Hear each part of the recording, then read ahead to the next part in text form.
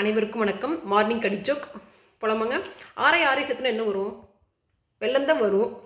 வந்து பார்த்தீங்கன்னா எல்லோரும் சேர்ந்து ஒரு வீட்டில் எல்லோரும் சேர்ந்து பிக்னிக் போகிறாங்க. அவங்க வீட்டில் அம்மா அப்பா தாத்தா பாட்டி பசங்க எல்லோரும் சேர்ந்து பிக்னிக் போகிறாங்க. போகும்போது அவங்க வீட்டு கடைக்குட்டி பையன் கடைசி பையன் போய் உட்காரும்போது அந்த சீட் ஃபுல்லும் ரத்தமாக இருந்துச்சான்.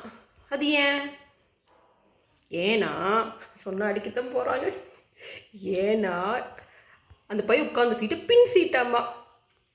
அப்புறம் சரி டென்ஷன் ஆயிடாதீங்க, கடி ஜோக் கடியாக தான் இருக்கும். அடுத்தது வந்து ஒரு வேலண்டைன்ஸ் டே அன்னைக்கு அந்த பையன் வந்து அந்த பொண்ணுக்கு போய் இட்லி கொடுத்துச்சான். அது ஏன்னா நேரில் மட்டும்தான் அடிச்சு விடுவாங்க. ஏன்னா இட்லி வந்து பூ மாதிரி இருந்துச்சான். அடுத்தது பார்த்தா எறும்பு ஏன் பல்லு விளக்குது? அதுக்குன்னு சின்ன ப்ரெஷ் கண்டுபிடிக்க முடியலையா.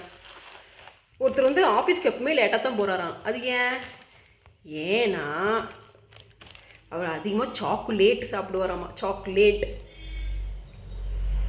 அப்புறம் நம்ம ஏன் வந்து பிள்ளையார் சொல்லி போட்டு ஆரம்பிக்கிறோம் ஏதாச்சும் எழுத ஆரம்பிக்கும் போது? ஏன்னா பெண்ணு எழுதுதா இல்லையான்னு செக் பண்ணி பார்க்குறக்கான். கச்சேரி நடத்த முடியாத சபா எது? லோக்சபா. அடுத்தது இது வேணால் கொஞ்சம் ஜென்ரல் நாலேஜான கடி ஜோக். என்னென்னா, சிவகாசிக்கும் நெய்வேலிக்கும் என்ன வித்தியாசம்? சிவகாசியில் காசை கறியாக்குவாங்க, நெய்வேலியில் கறியை காசாக்குவாங்க. பிடிச்சிருந்தா லைக் பண்ணி சப்ஸ்கிரைப் பண்ணிடுங்க.